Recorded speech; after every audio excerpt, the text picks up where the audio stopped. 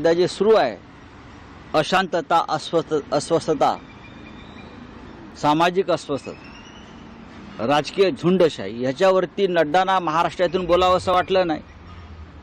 इकडलं त्यांचं जे सरकार आहे ते ज्या प्रकारे महाराष्ट्राची लूट करतायत, दरोडे टाकतायत, त्याच्यावर नड्डा यांना आपलं मत व्यक्त करावं असं वाटलं नाही। नड्डाने जे मत व्यक्त केलेलं आहे ते सगळ्यात आधी नरेंद्र मोदींना लागू होत आहे।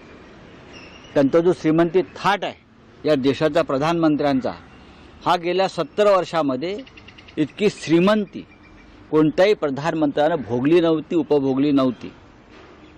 फक्त श्रीमंती आहे आणि ती सुद्धा जनतेच्या लुटलेल्या पैशावर। इलेक्ट्रॉल बॉन्ड, 7,000 कोटीचा घोटाळा, ही सगळ्यात मोठी या देशातली लूट आहे। नड्डा त्याच्यावर बोलले आहेत नाही। पीएम केअर फंडामध्ये जगभरातल्या भ्रष्टाचाराने पैसे टाकले आहेत, लाखो कोटी रुपये।